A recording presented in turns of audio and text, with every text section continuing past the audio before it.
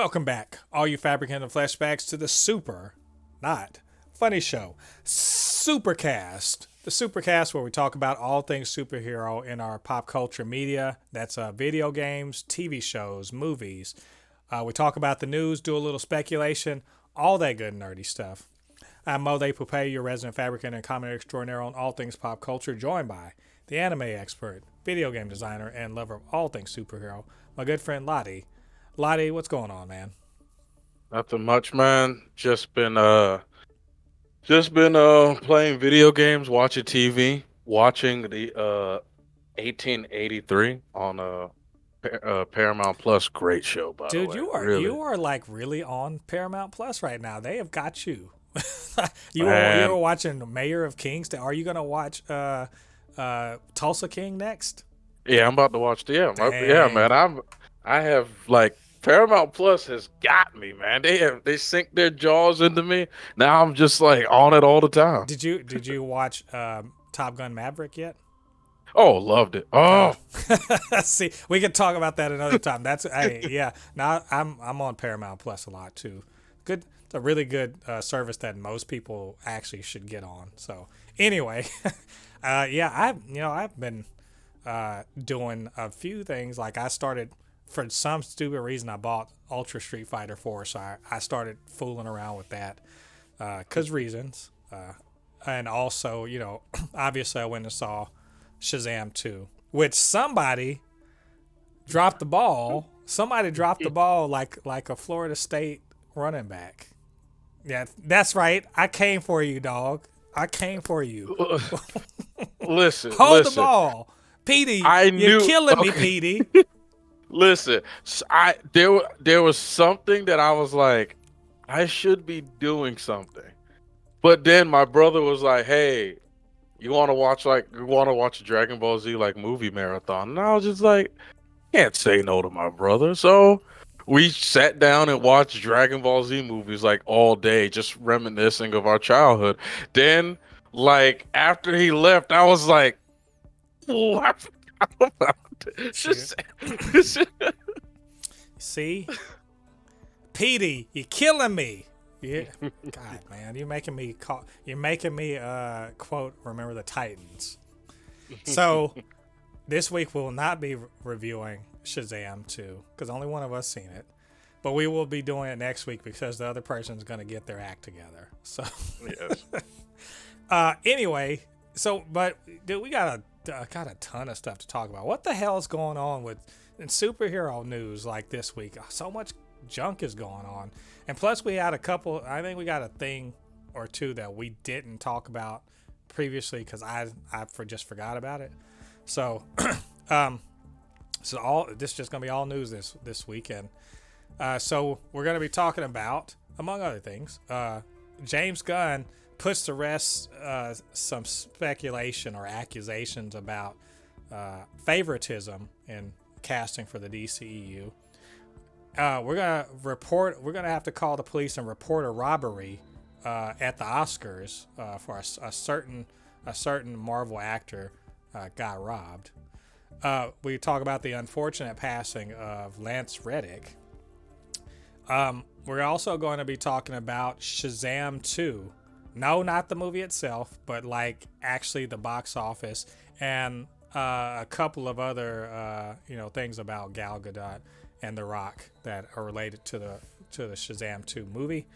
Ben Affleck doesn't want to direct for DC, and we're going to see why. And then big news coming out of Marvel Studios. Victoria Alonso, one of the executive vice presidents, abruptly exits the studio. What's going on there?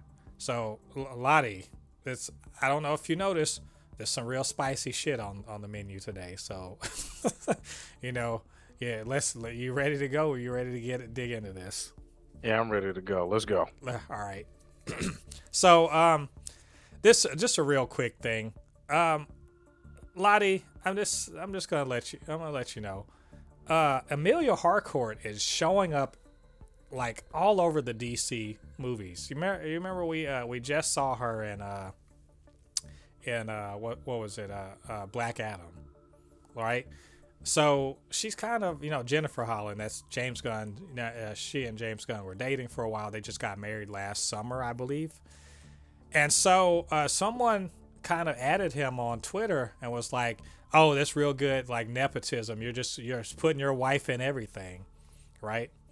Mm-hmm. And so James Gunn doesn't just, he doesn't let people throw shade. So he got on there, was just like trying to set the record straight that he said he only ever cast her in one thing, and that was one movie, that is, and that was the Suicide Squad, which is where we all remember, she had a kind of an important role towards the end of the movie. But then we next saw her come up in Peacemaker, which of course James Gunn also wrote, created, directed, etc. But like I said, she showed up in Black Adam. And now, so Lottie, she shows up in Black Adam. Now, knowing the timeline and everything, does that sound reasonable that he's the one that's casting her in all these movies? I mean, it's here's the thing that it's I don't get what they mean by even if here's the thing, man. Honestly, who cares? Who Well, cares? this guy cares because he's like, this is nepotism. You're just shoving her into everything. Which, by the way, let's be clear about something. Shazam 2 was finished filming a year ago. They filmed that a year ago, right? Remember what James Gunn and Peter Safran took over DC Studios in November, Yeah. right? So my understanding that the picture was locked. When they say picture locked, that means they are doing nothing else to it. My understanding, it was picture locked before November of last year. So how could James Gunn have cast her? Cat. What? And I guess I'm letting the cat out of the bag, but you should have seen the movie by now. She's in a post-credit scene in Shazam, right? Mm-hmm. So it was picture locked a year before he became on, and obviously he wasn't in charge of DC when Black Adam was filmed, right? Because if he Yeah. had, I think some other shit would have happened, like that we're gonna talk about later on when we're talking about Shazam 2. So I'm like, so that the people think he really had that kind of Mandela effect. Apparently, that's what's going on. The James Gunn Mandela effect, that somehow he retroactively, before he was in charge, made pivotal decisions. The next thing you know, the Snyder Bros are going to swear that he's the reason why, Zack Snyder got fired, or they never moved on with the Snyderverse. It's crazy.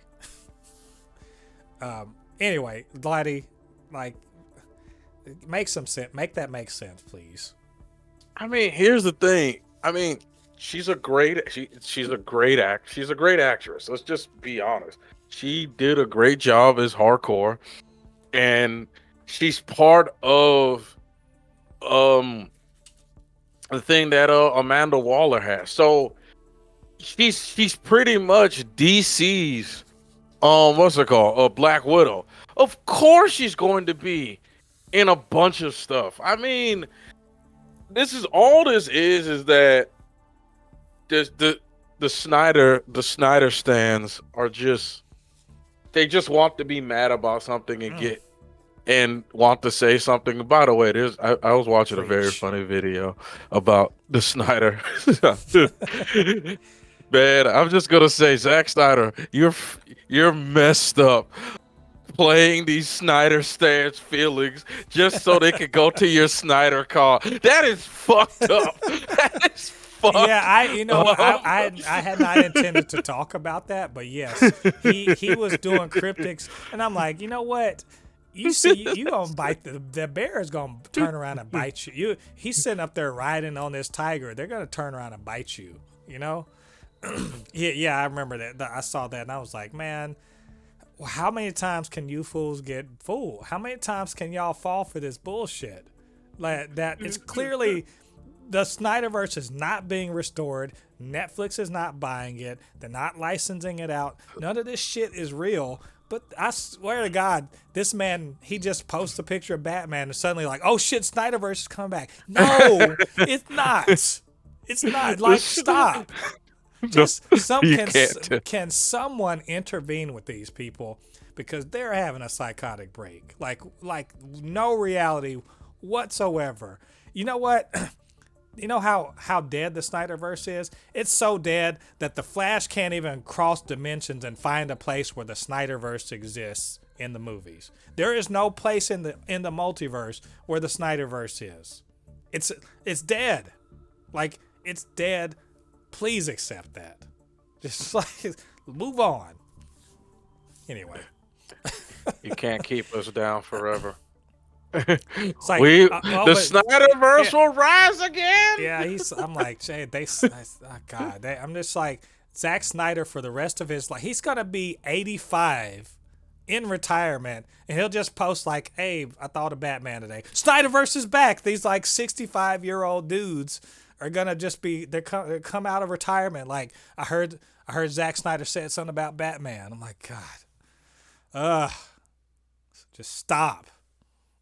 Anyway, James Gunn said bullshit. That's what that was the point of this. So he said bullshit, and I believe him because, like, seriously, why the hell would I believe some rando on the internet? Says the rando on the internet. So anyway, moving on. LADI, I don't want to be called a snitch or anything, but I think we need to call the cops. We need to call the cops because there's been a grave miscarriage of justice. There's been a robbery at the Oscars, and no one's really talking about it. But I think we need to arrest the Oscar voters because they straight stole the best supporting actress award from Angela Bassett. Like, I mean, we hadn't talked about this, and I meant to, and I just got caught up in some other stuff last week. But, like, highway robbery is what I call it. And everyone's talking about how Angela Bassett didn't handle the shock of losing with grace, and I say fuck them, because as much as I liked Everything Everywhere All at Once and everything, Jamie Lee Curtis did not deserve that Best Supporting Act. Not in my eyes. Her performance was not better, and I saw both. I've seen both. I don't know if have you seen Everything Everywhere All at Once? No. Okay, so I haven't seen it. I'm just take my word for it.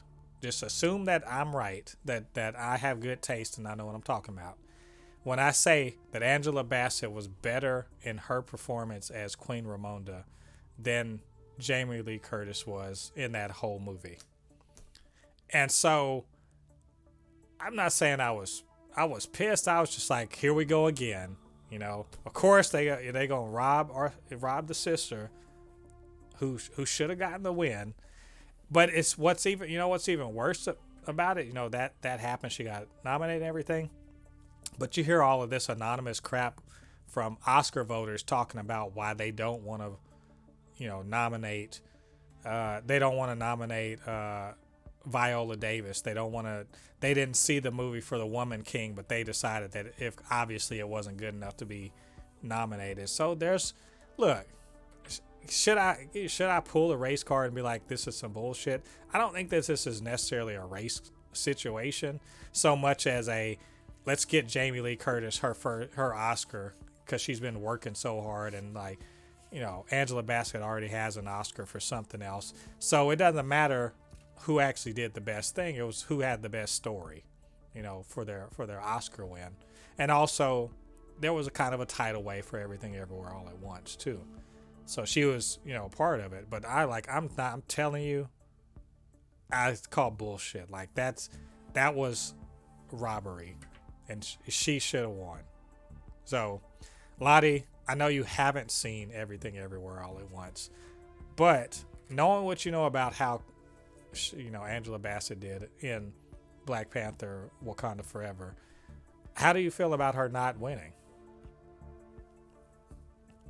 I mean, this is, I'm going to just say, it's not. I don't think it's nothing to do with. It's just superhero movies are still just never, when it comes to anything superhero or comic book, the Oscars are just not going to take it seriously.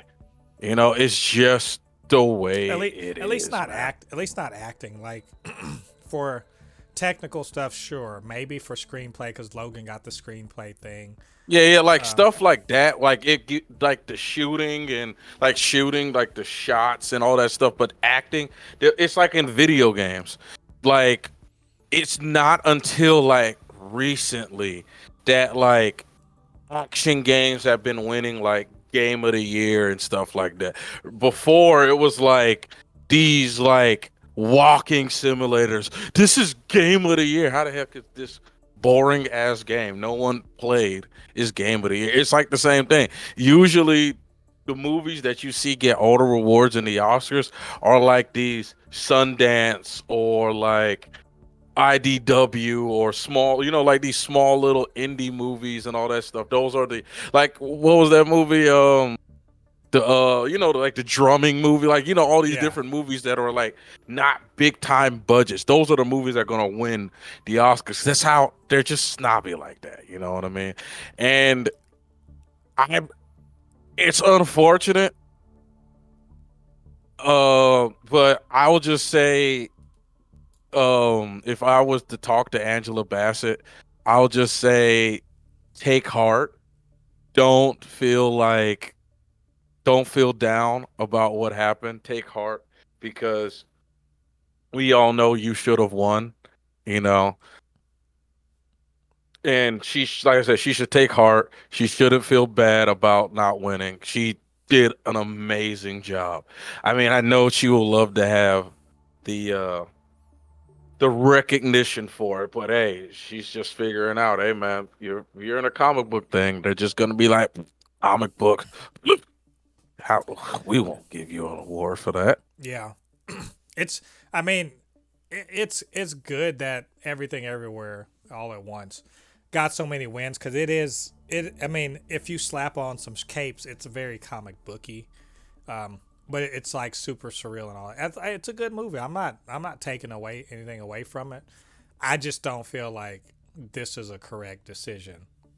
I mean, I know it's all it's all subjective, whatever. But still, seriously, like I don't remember the name of that character that she played, and she was actually, honestly, I would say two people got robbed. Not just Angela Bassett, but Stephanie Shu, who was, I think I'm saying her name right, who played. She was one of the main. She was the main villain and one of the main characters in the story, and was on. It was really part of the movie much more than Jamie Lee Curtis's character, but she lost, and I think she was better than Jamie Lee Curtis was. So like, this was just about rewarding a actor that's been around a long time, as opposed to necessarily giving the best, the best person the win. So anyway, that's just my opinion, but like I feel like, man, come on, we it almost happened, and maybe for a while before another MCU character is close to that, that height.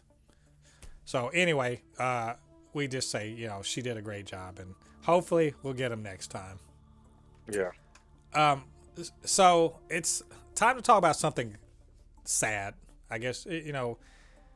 Very unfortunate and very unexpected. The other day, when I was at work, I got a text from Jen to say that Lance Reddick passed away, and I was so surprised. First of all, was not old. I think he was like 60. He's 60. Yeah. I follow him on Twitter, and he just posts. He literally posted like a day before he passed away.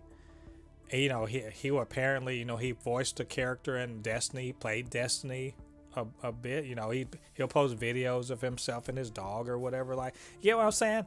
No indication whatsoever that anything was going on right? And to all my understanding, I haven't looked too deep into it, but apparently died of natural causes. So maybe he was ill and just like he didn't know it was more serious. I don't know. But he was found at his, he was found dead at his home in Los Angeles, and was supposed to be on. I don't know if you knew this. He was supposed to be on the press tour for John Wick 4, because that's it's coming out this week. So this is crazy, unexpected, out of the blue, like, and what a blow! This dude's fucking awesome. This dude was awesome. Yeah. Like when he showed up and stuff, you knew like that guy. Not only was he bringing, he had like there's just an aura of like competent skill.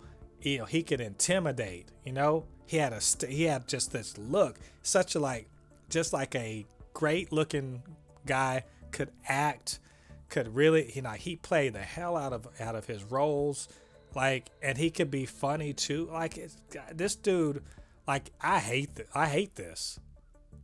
And you might be like, well, what did he do superhero related? Why are you talking about this? Well, I mean, I didn't even know this, but he was a voice actor. Well, he did a bunch of voice acting, not just for video games and stuff, but he was Falcon in Earth Avengers, Earth Mightiest Heroes. He's gonna be the voice of Hellboy in an upcoming that Hellboy game that we saw the trailer for last year. He's the Hellboy in this. He also in the Batman Unburied podcast, he played Thomas Wayne very well, I might add. And he was also the voice of Ra's al Ghul in, I can't even remember what that was in. It was in it was a Batman show. So he's done superhero stuff. I'm surprised he hasn't been in an actual superhero movie or TV show. And like just all sorts of stuff. But anyway, LADI, you heard about this this unfortunate and untimely passing. What do you think? Man, it hit me. I ain't gonna lie, like, because I'm really into video games, and he was like the voice of so many characters. He was the voice of Silas in Horizon Zero Dawn. I can just go down the list. Recently he's the big bad in Vox Machina, a show that me and you Yep. really enjoy, and it's just and man. Most people don't really want to give credit for it, but I like the show, the Resident Evil show. They canceled after one season. I actually really liked that show, and I thought he was good in it. But anyway, Yeah. But yeah, so you know him you know his voice very well. Oh yeah, yeah. His voice is like very, very easy to pick up, and it's going to be tough because like this really like this is one of those. This is like a death that I don't think like some people are like, oh, that's sad and all that stuff. Some people don't see how far spread or like how this death is going to affect the comic book world. I mean, because here's the thing, one of the things that Sony's really good at when it comes to their their PlayStation game is mocap. Mm-hmm. The character of Silas is mocapped to him. They're going to have to completely redesign Silas now. They just can't just change his voice because it's mocap to him. Because now with the way they're doing things, the character has to look like the voice actor now. Yeah. So it's, you know what I mean? There's a lot of things that some people are not really, and man, he was such a good actor. So it is his just little part in John Wick. We always thought, man, this guy running this hotel, he got to be the front desk guy. He's something. I was like, this man looks dangerous. We've never seen it. I think we only saw when he was shotgunning those people that were rolling up into the hotel. That's all we've ever seen. But yeah, like it's just hard. It's hard to underscore, like he's been in and out of our lives, our pop culture lives constantly, and every time, like literally every time I see him show up, I was like, oh, it's homeboy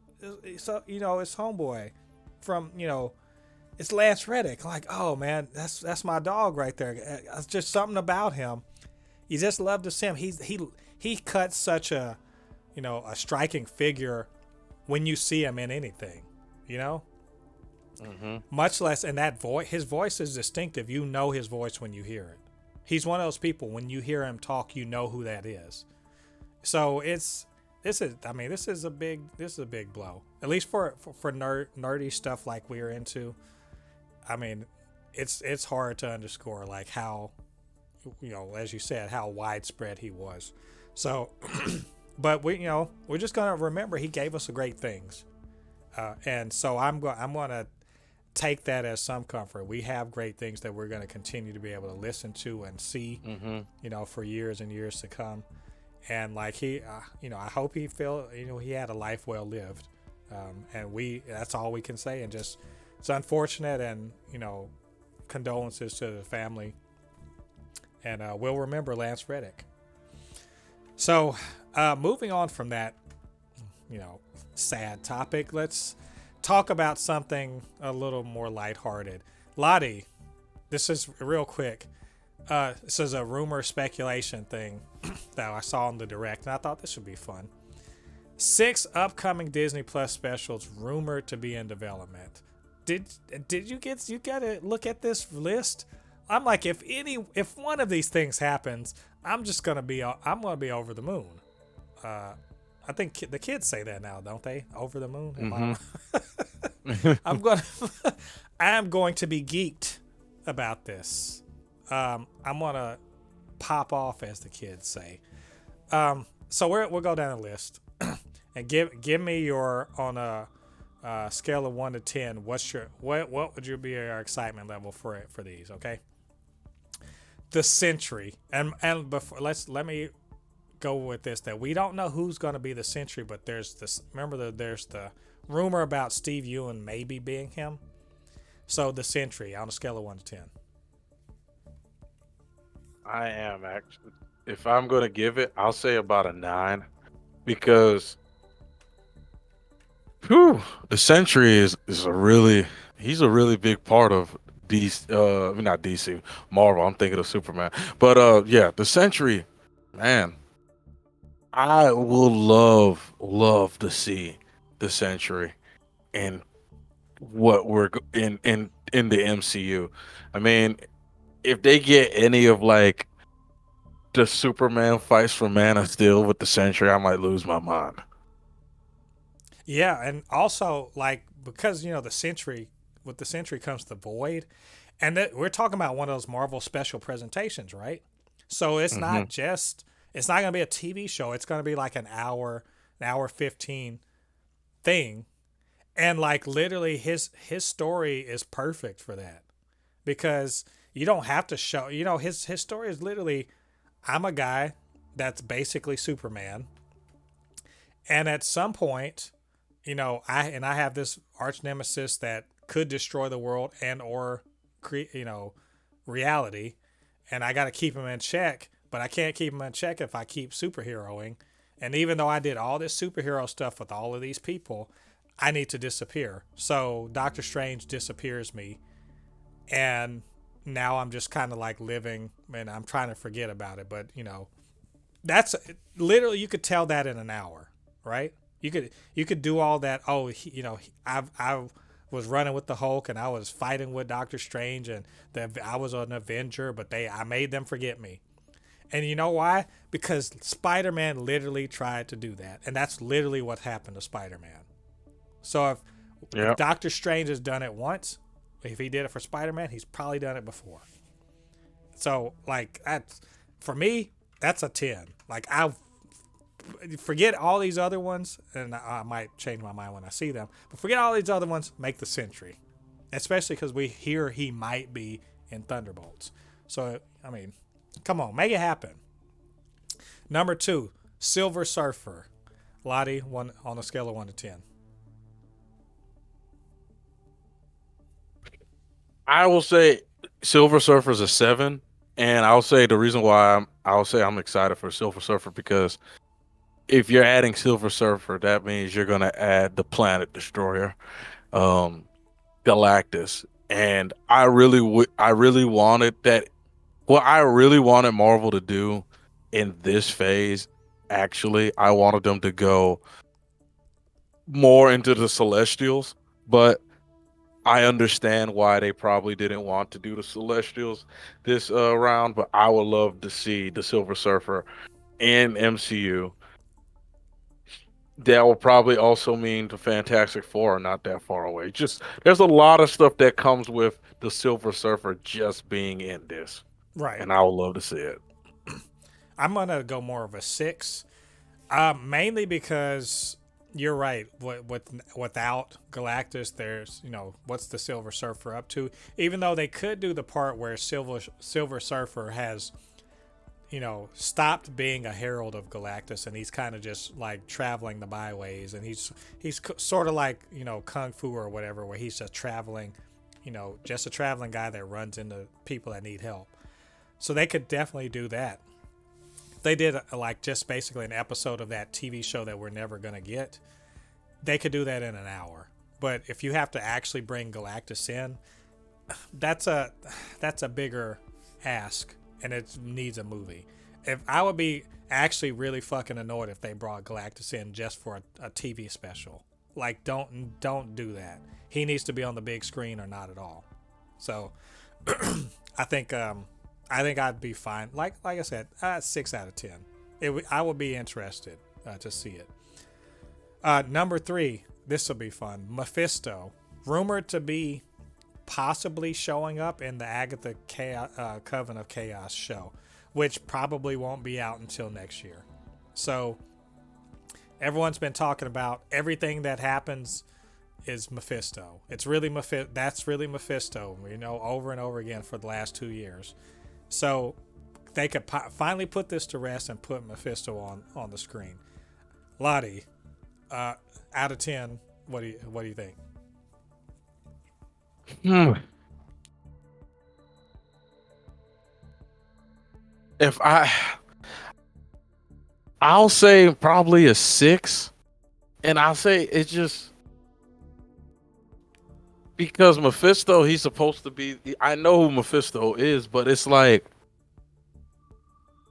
is Marvel doing this now, or is this like something that's going to be down the line? Like, if their main focus was to start like a semi-universe on the side with like Moon Knight, probably Blade, and all that stuff, but it's like I feel like that is so far in the future that I don't think, or even like I won't say far in the future, but I feel like it's more down the line that I can't really get too excited for it. So I'll give it about a 6. Yeah. No, I'm even less than that. I'm more like a 4. Like I don't see the point of giving a villain their own special. If that that there's so many heroes or anti-heroes or whatever. Hell, I'd rather the Punisher got his own special series. Because like Mephisto, he's a bad guy. He literally is more there to be a foil for the good guy than to be a person you need to look into. He's the fucking devil. There you go. That's it. Do you need to spend an hour talking about that? Like Yeah. for real. Um, now, supposedly Sacha Baron Cohen is going to be him. I don't know. Um, but I don't see, even with Sacha Baron Cohen, who is really good. He's a good actor. I still don't see how you even waste your time making a special about that. But what do I know? I don't write any of this stuff. I would watch it. I'm just like I'm not excited for it. Number 4, Man Thing, who made his MCU debut in the Werewolf by Night special from last Halloween.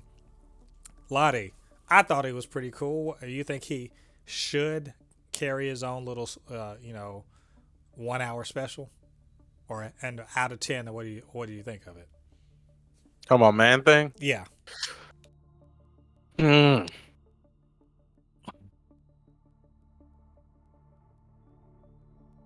Man Thing, I don't know. I will give it like a 5 or a 4 because we kind of already saw him in his own special. Like if you're gonna do your own special, like a horror special, I would like them to do something that we haven't even seen yet. You know, M- you see, you get what I'm saying? Like we Yeah, already seen Man Thing. If Man Thing is gonna appear again, he should just be like in the story, not like the main thing, because we've already seen him. yeah. Well, I mean, I'm more of a 7 out of 10 because what Man Thing represents, not he's not just Marvel Swamp Thing, but he also represents yet another way into the multiverse. Which, you know, are they going to try to do that? Leading up to the Kang Dynasty and Secret Wars. I'm not sure, but I know for certain that Man Thing, one of his things in the comics is he's the guardian of the nexus of all realities, which is a swamp in Florida that essentially is a place where if you walk into it, you can end up in another place in the multiverse. So if you put that aspect of it into it, that will be an interesting 1 hour thing to show how he becomes, self-appointed or appointed by somebody to guard, the nexus of all realities. I think that would be really hmm cool. Number 5, Ghost Rider. Lottie, I mean, we've seen Ghost Rider in Agents of Shield, but he has yet to make his appearance in the MCU. So, what out of 10? Well, how much would you like to see this? Ghost Rider is a solid 8 out of 10. I want to see Ghost Rider again. I want to see that penance there, and I would love to see Ghost Rider talking shit to Conchu. You know what I mean? Like or Conchu talking shit to Ghost Rider. Like Conchu's damn, I forgot the characters' names already. Um, is it Mark? Yeah, Mark Yeah, Spector. Mark Spector's like, who the hell is that? And Conchu's like, uh-oh. Yeah. Well, Uh-oh. I will say, I think for me it's about a eight or nine. I think I'll say 8 out of 10. Um, I think he was cool, but not cool enough in Agents of Shield, and I think that they could really take it to the next level with the Marvel Studios in getting him into the MCU. And also this between this Werewolf by Night, maybe Man Thing, these will be the stepping stones to the mystical side of the MCU. And this would also be a good place for Mephisto to show up, right? This will Mhm. be, forget him, Mephisto having his own thing. This will be the perfect place to have him show up and show that uh, he and Ghost Rider go at it all the time. They're constantly at each other. So I think that would be really cool. And also, I mean, dang it, Flaming Skull with a motorcycle with flame tires. I mean, gee, if you don't find that interesting, I don't think you're not watching the right shit, apparently. You need to go watch something else. So, finally, number 6, Nova, which is a character we've been hearing rumored for a couple years now, was getting the MCU treatment. No news about him, no movement, nothing. It's just a rumor. But maybe they're thinking instead of a TV show or a movie, we'll do this little thing and introduce him, and actually redeem the Nova Corps, because the Nova Corps, and I'm sorry to say it, one of the things that James Gunn did not do right was the fucking Nova Corps. Right? He nerfed and screwed them over. So I'll be happy to see them actually get this shit right with old Buckethead here. Lottie, out of 10, what do you think? I will give it about fucking time out of 10. I mean, damn. One of the biggest, like, I feel disappointments. I won't say biggest. One of my disappointments of Endgame was the lack. I swore, man, I was like, Nova is going to show up in this movie. Like, you couldn't tell me anything different. I was like, this is the movie. Nova shows up. And I really think Nova was supposed to be the one that was supposed to punch through the ship. That'd have been dope. Be- I think because it was perfect. A 5 year gap. It was perfect. Like, it literally like made sense for this is the movie that Nova shows up. Like, he was just a teenager, and there's a five. He's the, you know what I mean? The 5 year gap. He's the one who punched through the ship. You know what I mean? It's just like, oh, I really, really, and there was rumors that they wanted to put him in the movie, but they cut him, and I'm just like, why? And it's about like, in my opinion, I don't even. There's no rating. It's about damn time. Nova should have been in the MCU years ago because it just made sense. Yeah, I would when they said then, and for Guardians 2, they're like, yeah, we're gonna have the Nova Corps. I was like, shit, this is gonna be dope. Can't wait. All the bucket heads flying around, going, and I was like, wait a minute, are these motherfuckers in play? Are they in spaceships? Wait a minute. Exactly. Where are the bucket heads? Where are the people Where are the people with their legs looking like rocket exhaust? What the? I was so. I'm like I said, I love James Gunn. I love the Guardians movies, but man, that was a part that I did. I was like, what the fuck is this? So I will say 10 out of 10 because I just want him to. I want it to be redeemed. Show Nova properly. Let's get this. Let's make it happen. I don't even care if it's a special. Make a fucking movie. Whatever. We need him in the cosmic side, especially because the Guardians are about to disappear or whatever they're about to do. So I don't know. Those are rumored things. We'll see. We'll keep you guys up to date when we find out more about these. Hopefully, good news on that front.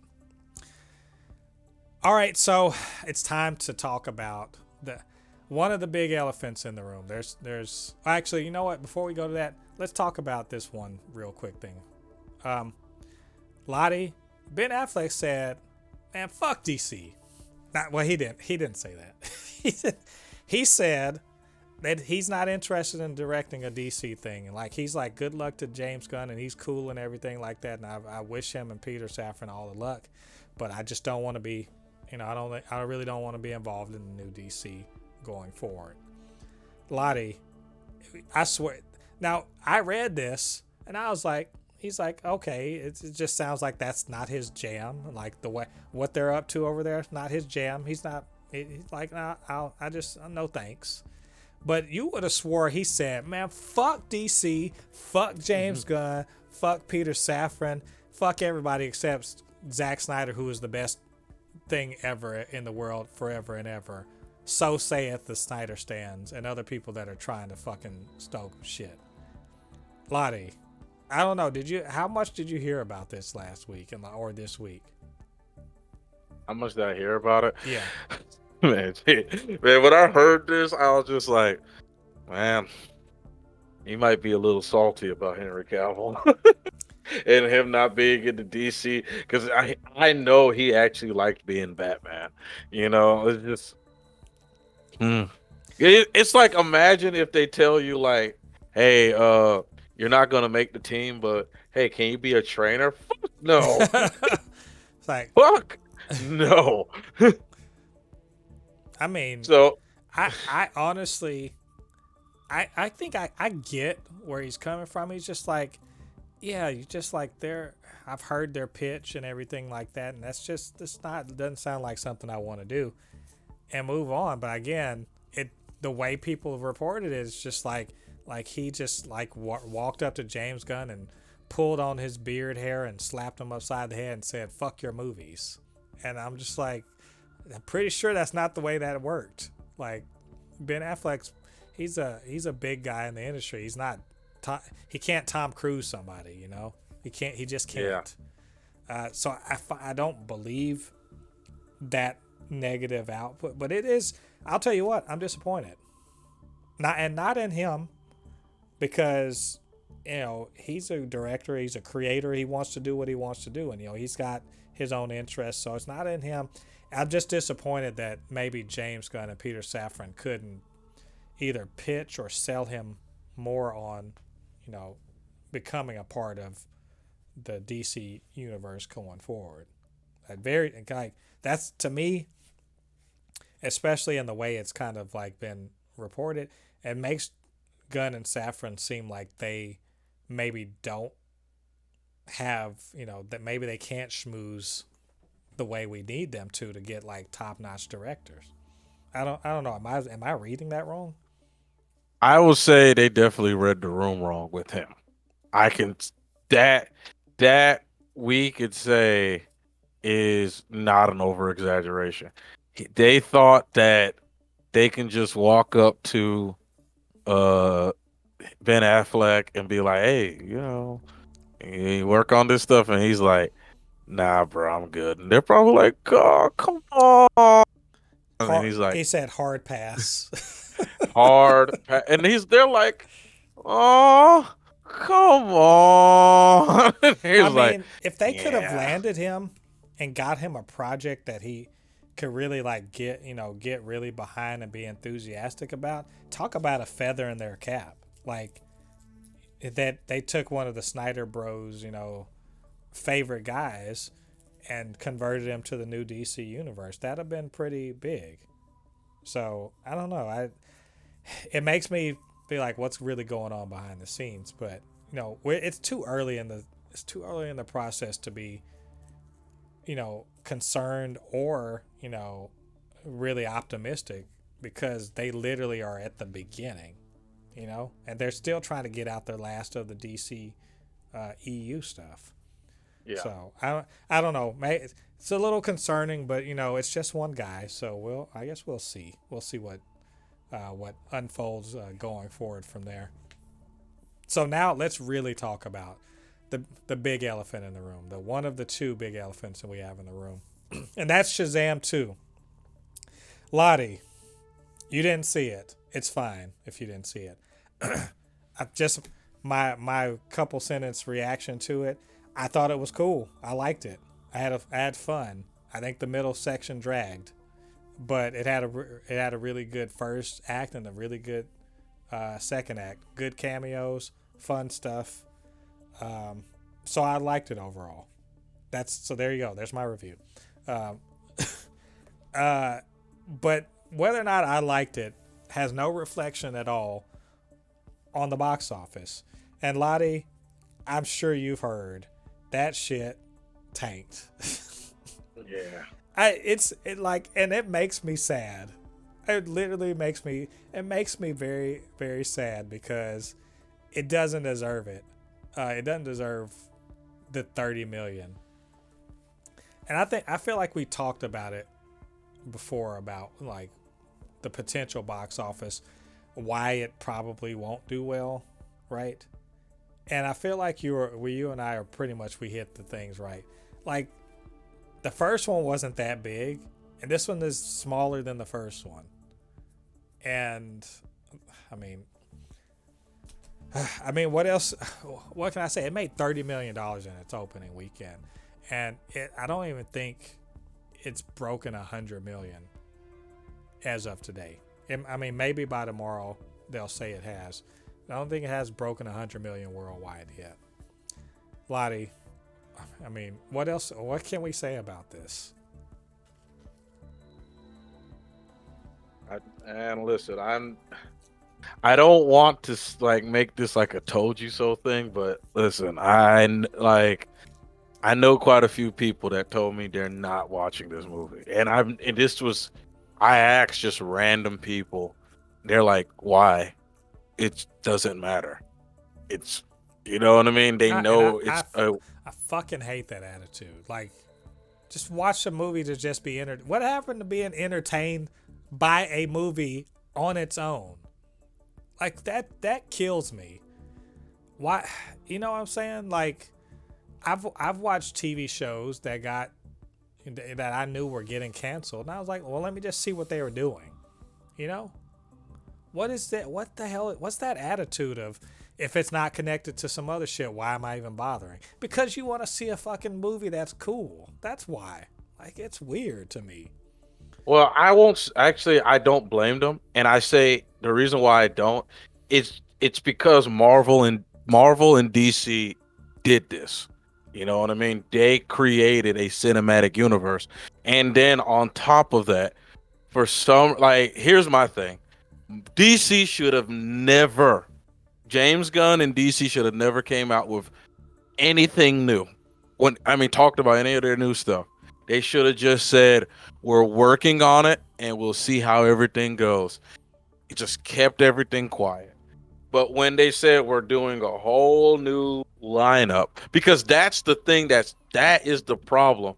And when you say that you are doing a cinematic universe, when you are saying these movies connect, because here's the thing, I know what you're saying, but here's the thing that why I will give the other side.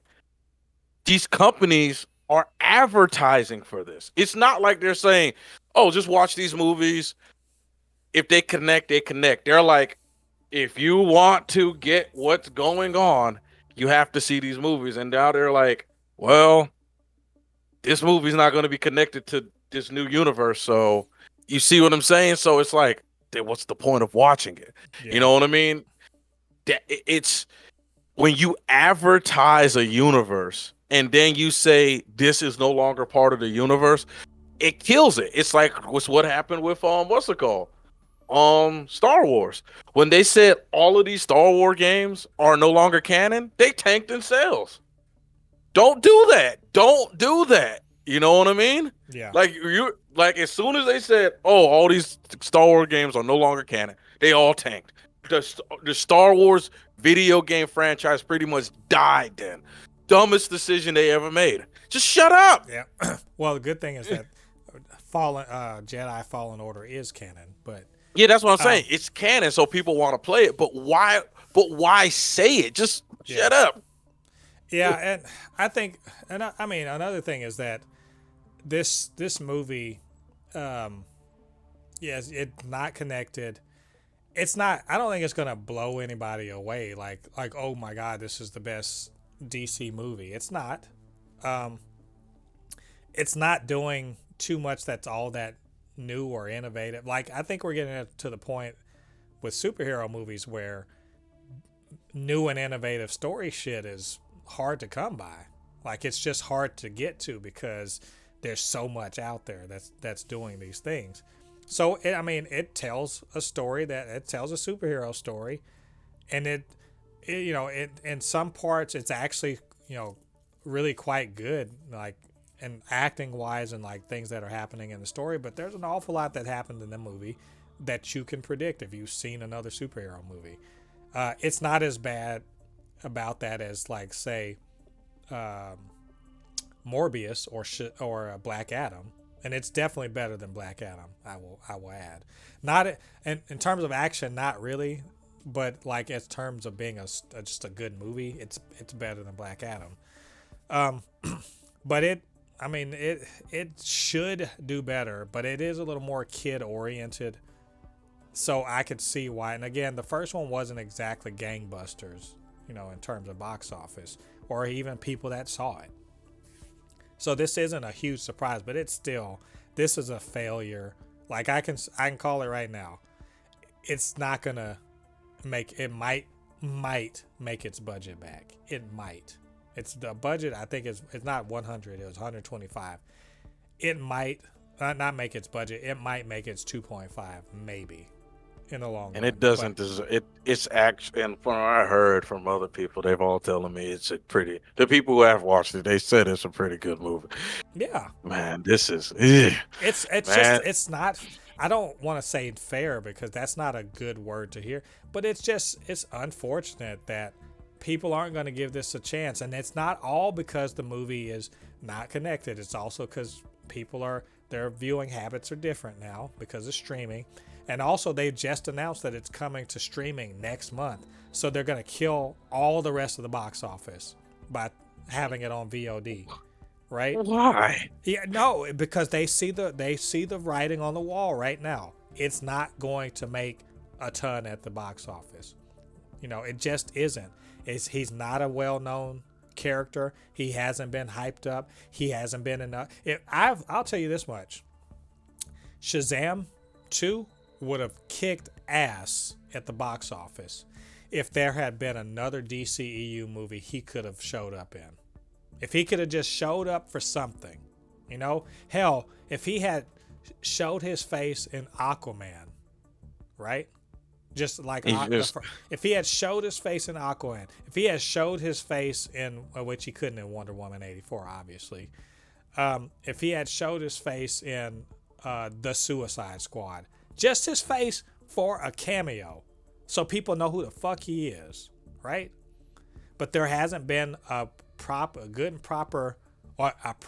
good DCEU movie in years.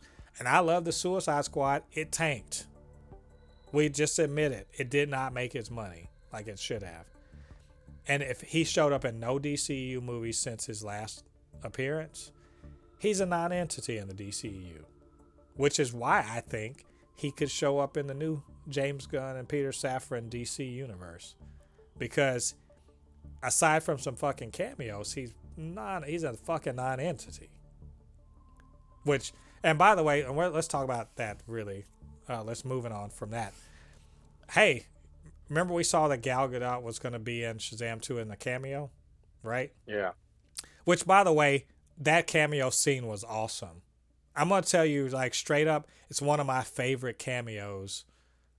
Like cameos of a hero from another movie in another hero's movie that I've seen. It's one of my favorites, period. And it actually meant something to the story, which was nice for a change. It wasn't just he just showed up and say, "Hey, I'm Wonder Woman, bye." So all that being said, there was this idea going around that they deep faked. They spent the money to deep fake Gal Gadot's face onto another actor's body. And so that was a big thing. And then, you know, David F. Sandberg, who's the director, was like, "No, that's not true. Actually, what happened was she couldn't come to Atlanta to film, so she filmed her stuff separately, and we composited her into the scenes, and we had a stand-in so we know where she was supposed to be." LADI, I don't even understand why this is something anyone fucking cares about.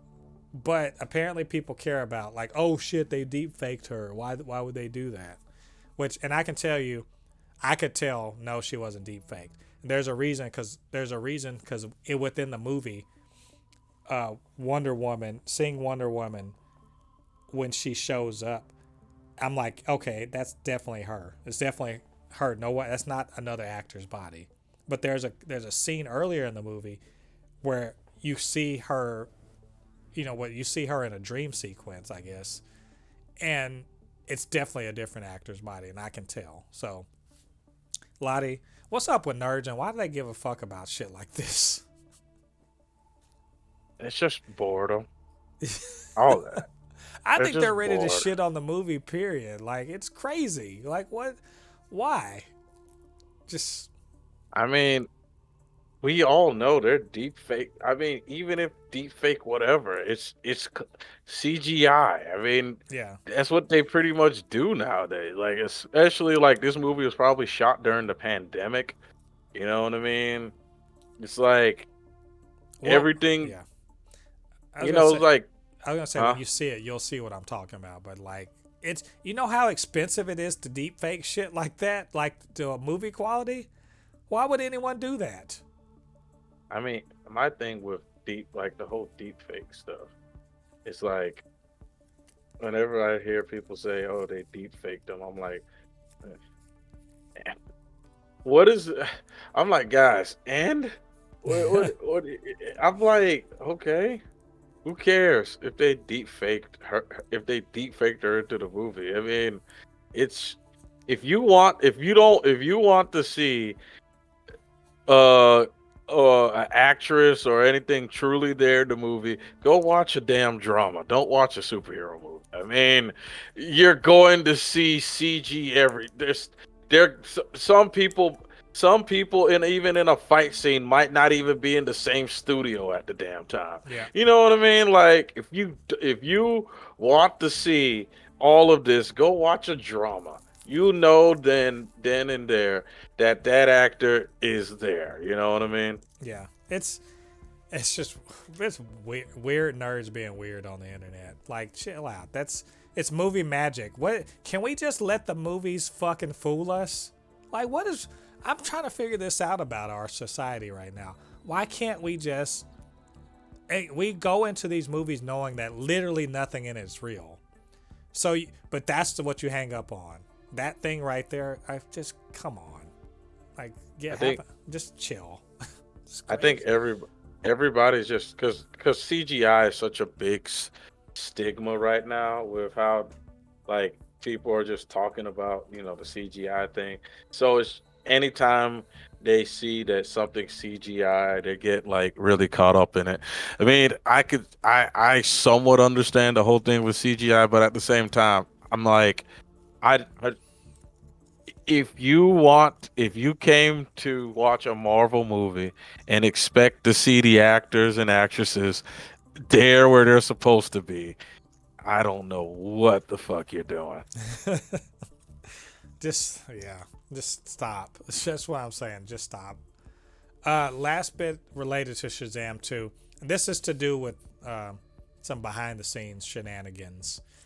Uh, Apparently, well, remember I told you that the Harcourt shows up in a post credit scene. Well, it wasn't supposed to be Harcourt originally. In fact, it's supposed to be members of the Justice Society. I would presume Hawkman and maybe Hawkman and what's her name? Green Tornado, whatever, and or Hmm. no Cyclone and whatever Atom Smasher. I would presume that they were gonna, but apparently The Rock said, "Hell no, you can't have my boys." Um, and this is something to do. I don't know. I've been hearing about this for some time. That apparently The Rock had like no respect for Shazam like at all, which is why we never saw him in the first Shazam movie that came out before his Black Adam movie came out.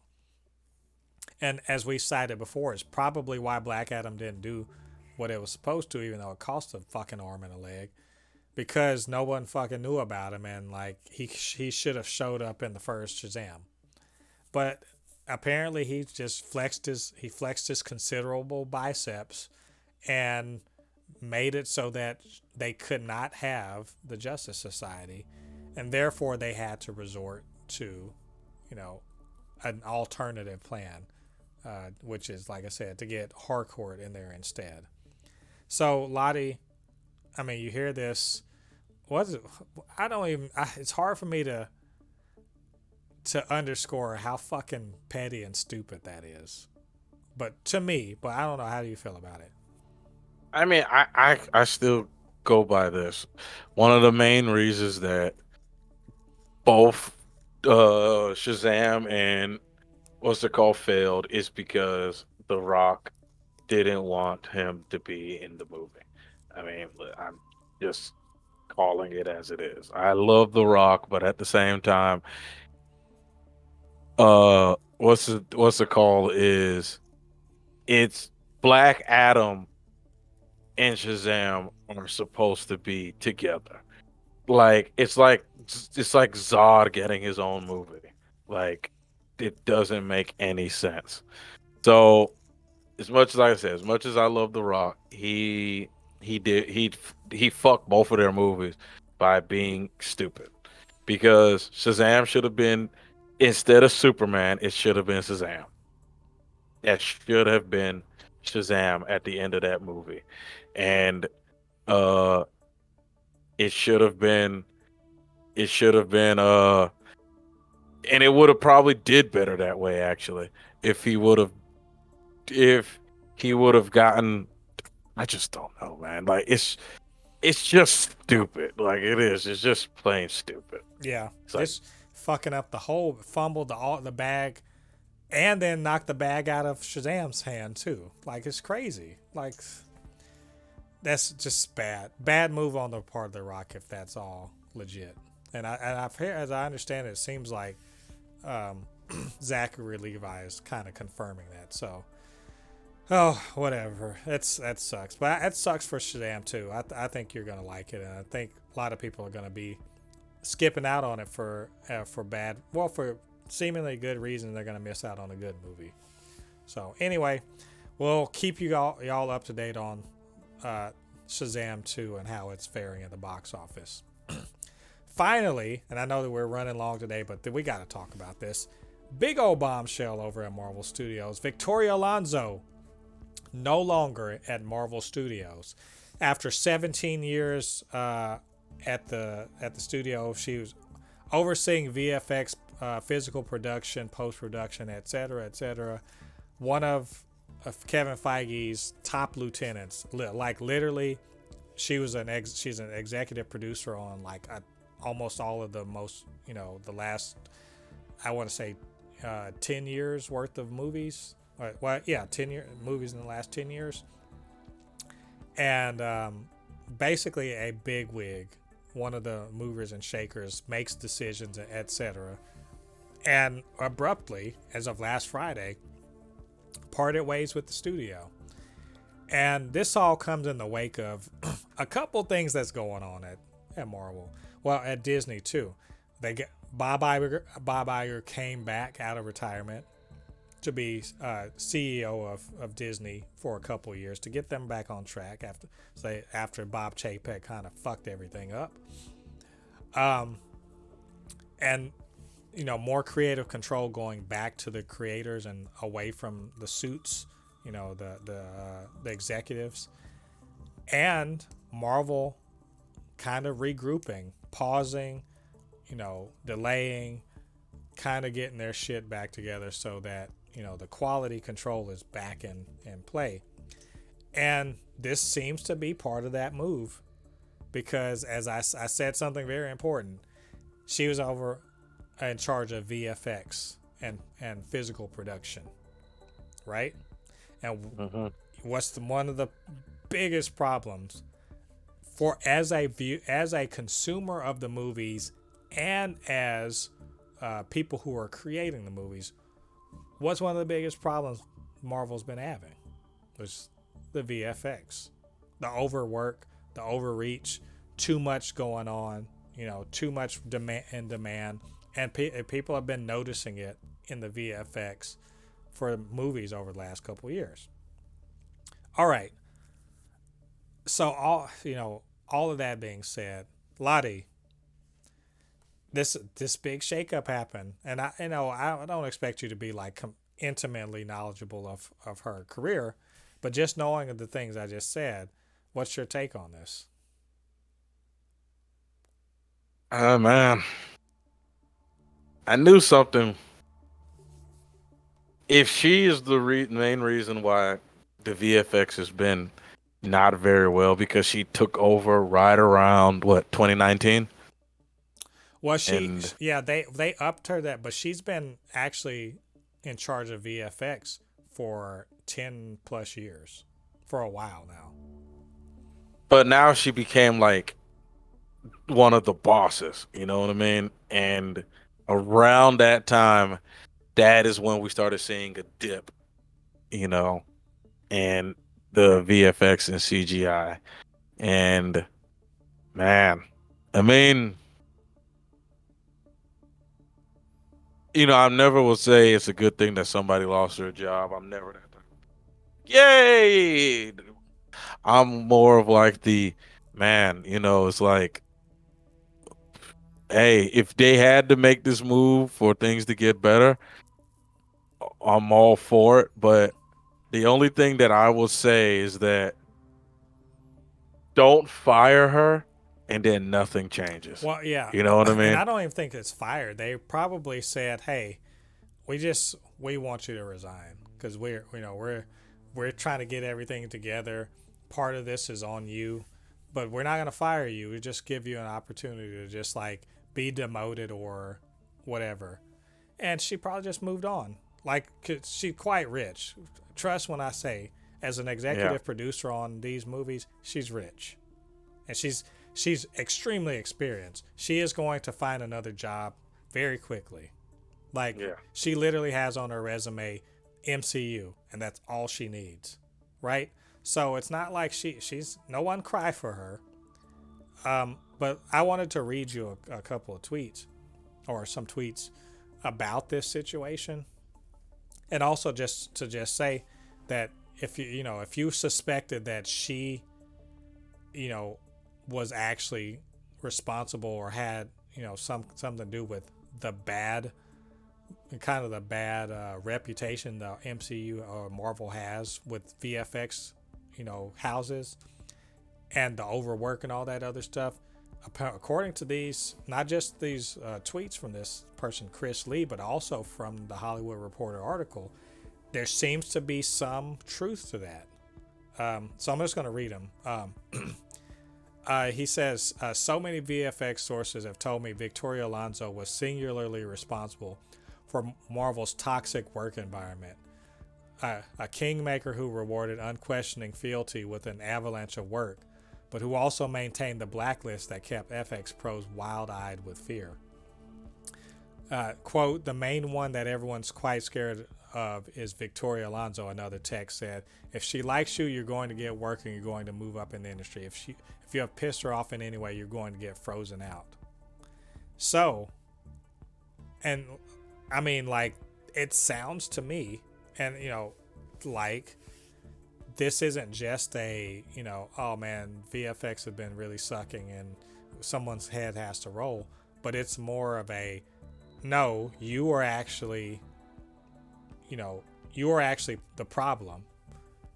The overwork and everything like that is kind of on you. You're setting the task, and the people have a problem. And here's another thing that I want to note: Bob Iger. Let me tell you, my understanding of him is he's the guy. He makes good with the creators, right? He has good relationships with actors, with producers, with directors, and I'm gonna assume with the VFX, the heads of VFX studios, right?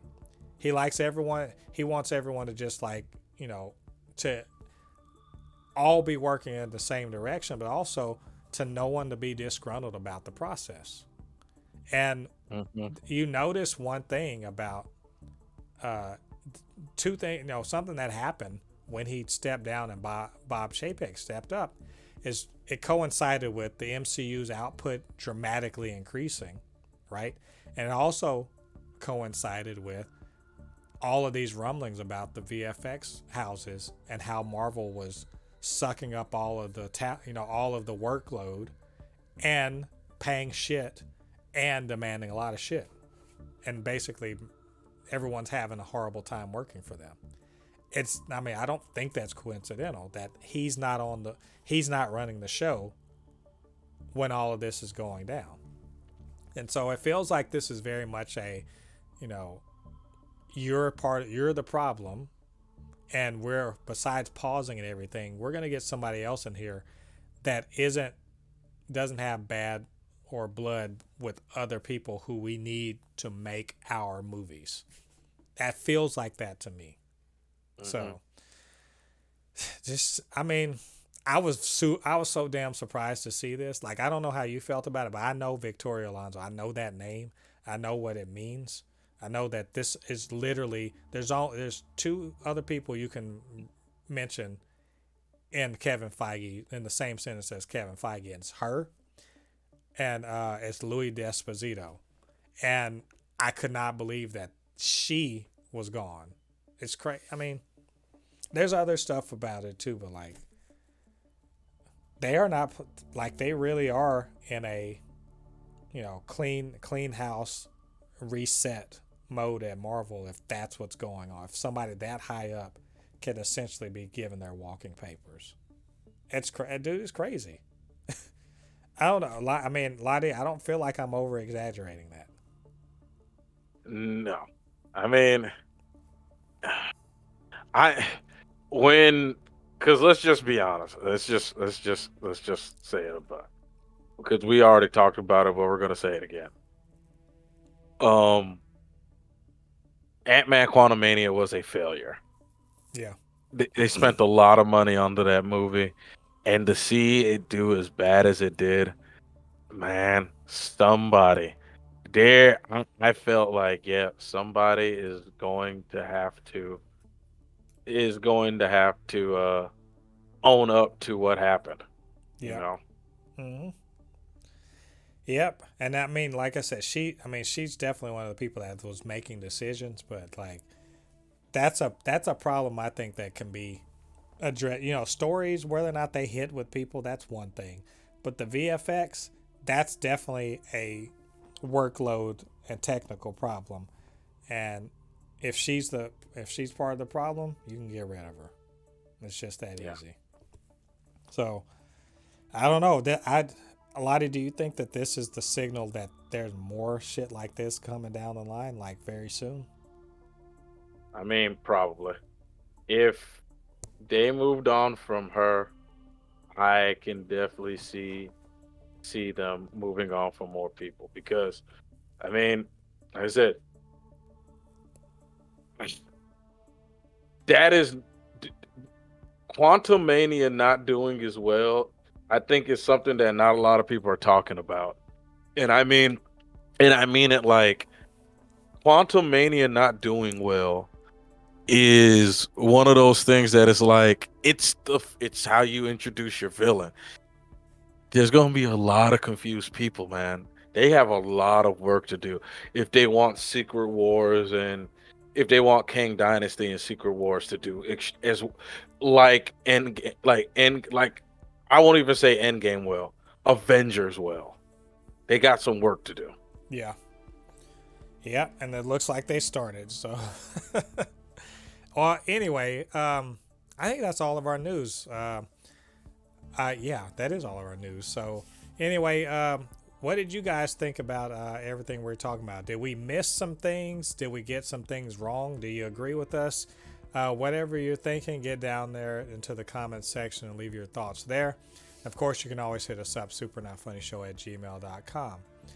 And while you're down there, do us a favor, hit the like button on this video, this podcast.